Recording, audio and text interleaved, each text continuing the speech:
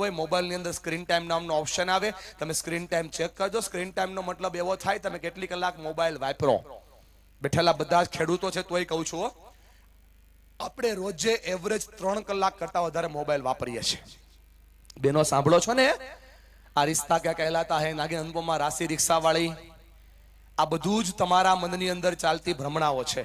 1 minute એક phone આપો. જે માણસ 3 કલાક કરતા વધારે મોબાઈલ વાપરતો હોય ને, એ જાણતો હોય, ન જાણતો હોય, માણતો હોય, ન માણતો હોય, તો આવી રીતે આમ 2500 વારથી લઈને 7200 વાર આમ ફોનને ટચ કરે. 2500 વારથી લઈને 7200 વાર, બાપુ સમજો છો ને, 2500 વારથી લઈને આમ 7200 વાર આમ ટચ કરે.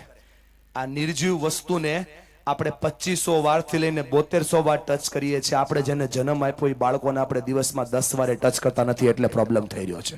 જેણે આપણને જન્મ આપ્યો એ માતા પિતાને આપણે 5 વાર પણ ટચ કરતા નથી, એટલે પ્રોબ્લેમ થઈ રહ્યો છે. બોલો આ કે ના? આજે જો શિક્ષણના સ્પર્શમાં આવ્યા હોય, હલો, આજે શિક્ષણના સ્પર્શમાં આવ્યા હોય તો આ નાનકડો અમથો ફેરફાર કરજો. એ બેનો ખોટું ન લગાડતા. તમે જીવંતાબાઈ થાવ, ભગવાનની કૃપા. જીવંતાબાઈ એટલે મહારાણા પ્રતાપના મમ્મી. ભાલો યાદ છે ને બધાને?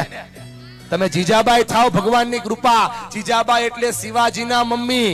તમે શિવાજીના મમ્મી થાવ, રાણા પ્રતાપના મમ્મી થાવ, જીજાબાઈ થાવ, જીવંતાબાઈ થાવ. ના થાય તો ચિંતા નથી, પણ તમે છે ને જીઓબાઈ નો થતા.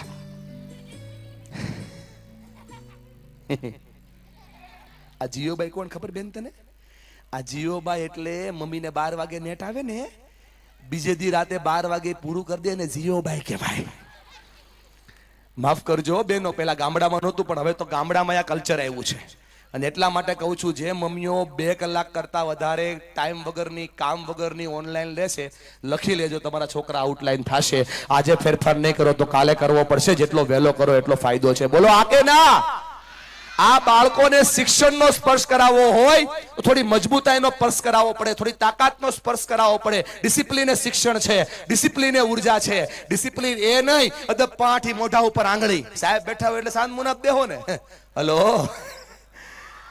એકલા પડો તો ખબર પડે. ડિસિપ્લિન એ શરીરનું ડિસિપ્લિન નહીં, મનનું ડિસિપ્લિન. ઊંઘ ઉપર સંયમ, આહાર ઉપર સંયમ, મન ઉપર સંયમ, દિલ ઉપર સંયમ, વિચાર ઉપર સંયમ. આ બધું ના થાય તો હું શીખવાડું છું, એના પર કામ કરો. આ ડિસિપ્લિન તમારે શીખવી હોય તો જીવનનો આધાર બનો. એક છોકરાને મેં પૂછ્યું, બેટા ક્યારે વાંચે? એ કે પપ્પા આવે ત્યારે. આ ડિસિપ્લિન નથી. એ છોકરાને પૂછ્યું, બેટા ક્યારે વાંચે? એ કે પરીક્ષા આવે ત્યારે. આ ડિસિપ્લિન નથી. કરો હાથ ઊંચો, બોલો મારી સાથે ડિસિપ્લિન શું છે સમજાવું. બોલો બોલો, ટ્રેક ના ચૂકતા. થોડું જોરથી બોલો બેનો, ચિંતા ના કરો. કાંઈ